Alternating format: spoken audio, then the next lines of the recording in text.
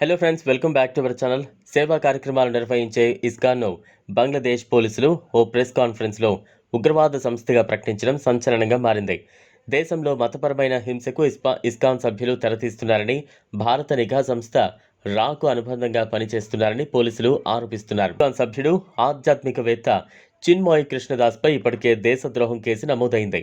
ISKCON Indian intelligence agency రా కోసం పనిచేస్తోందని, ఇది తప్పక నిషేధించబడాలని బంగ్లాదేశ్ బెంగాలీ దినపత్రిక అయిన అమర్ దేశ్ యజమాని మహమూదుర్ రెహమాన్ అయితే అనేక విపత్తుల్లో బంగ్లా ప్రజలకు ఇస్కాన్ అండగా నిలవడం కోసమెరుపు. కాగా కొన్ని నెలల క్రితం మాజీ ప్రధాని షేక్ హసీనా బంగ్లాదేశ్లో ప్రజలు తిరుగుబాటు చేయడంతో భారత్కు వచ్చి తలదాచుకున్న విషయం తెలిసిందే. ఆ రోజు నుంచి బంగ్లాలో హిందువులు ఆలయాలపై దాడులు విపరీతంగా పెరిగిపోయాయి. దాడులతో పాటు ఆలయాల ధ్వంసం, దోపిడీలు పెరిగాయి. ఇస్కాన్ బంగ్లాదేశ్ నాయకులు బంగ్లాదేశ్ ఓడరేవు నగరం చిటగాంగ్లోని హజారీ గోలీ ప్రాంతంలో దాడి, విధ్వంసం వంటి అవాంఛనీయ సంఘటనల నేపథ్యంలో తమ సంస్థకు సంబంధించిన తప్పుడు సమాచారాన్ని వివిధ మార్గాల్లో వ్యాప్తి చేయడంపై నిరసన వ్యక్తం చేశారు.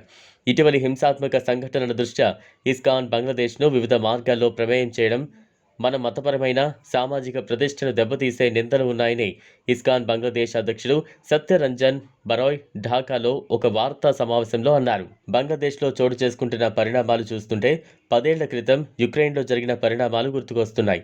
అప్పటి వరకు మిత్ర రాజ్యాలుగా ఉన్న దేశాలే ఒక్కసారిగా శత్రువులుగా మారిపోయిన పరిస్థితి యుక్రెయిన్, రష్యా మధ్య చోటు చేసుకోగా, ఇప్పుడు బంగ్లాదేశ్, భారత్ మధ్య సంబంధాలు సైతం అదే మాదిరిగా మారాయి. సరిగ్గా 10 ఏళ్ల క్రితం యుక్రెయిన్ రాజధాని కీవ్లో పెద్ద ఎత్తున ప్రజాందోళన చెలరేగింది. నిరసనకారులు చేపట్టిన ఆందోళన హింసాత్మకంగా మారింది. ఇందులో కొందరు నిరసనకారులు ప్రాణాలు కోల్పోయారు. దీంతో ఆగ్రహించిన ప్రజలు మరింత ఉధృతంగా విరుచుకుపడ్డారు. ఫలితంగా నాటి యుక్రెయిన్ అధ్యక్షుడు విక్టర్ యాంకోవిచ్ గద్దె దిగాల్సి వచ్చింది. అంతేకాదు, తన ప్రాణాలు కాపాడుకోవడానికి రష్యాలో ఆశ్రయం పొందాల్సి వచ్చింది. విక్టర్ యాంకోవిచ్ రష్యా అనుకూల వైఖరిని అవలంబించారు. యూరోపియన్ యూనియన్, నాటోలో యుక్రెయిన్ చేరాలన్న ప్రతిపాదనను ఆయన వ్యతిరేకించారు. ఈ క్రమంలో యాంకోవిచ్ను ఆ పదవి నుంచి తప్పించడం కోసం అగ్రరాజ్యం అమెరికానే కుట్ర చేసిందని అప్పట్లో అనేక కథనాలు, విశ్లేషణలు వచ్చాయి. వెనుక అమెరికా మద్దతు ఉందన్న విషయాన్ని ఆ దేశానికి డిప్యూటీ సెక్రటరీ ఆఫ్ స్టేట్గా పనిచేసిన విక్టోరియా నులాండ్ స్వయాన అంగీకరించారు. యుక్రెయిన్ ప్రజాందోళనలు కేవలం అధ్యక్షుని గద్దెదించడం, ప్రభుత్వాన్ని పడగొట్టడం వరకే పరిమితం కాలేదు. అంతటితో ఉద్యమం ముగియలేదు. యుక్రెయిన్లో రష్యన్ భాష ఎక్కువగా మాట్లాడే క్రిమియా, డాన్బాస్ ప్రాంతాల్లో ఆందోళనలు దారితీపాయి. రష్యన్ భాష మాట్లాడే ప్రజలను నిరసనకారులు లక్ష్యంగా చేసుకుని దాడులకు తెగబడ్డారు.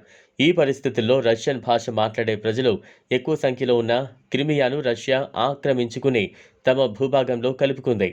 ఈ వీడియో మీకు నచ్చినట్లయితే లైక్ చేయండి, షేర్ చేయండి, ఛానల్ను సబ్స్క్రైబ్ చేసుకోండి. Thanks for watching.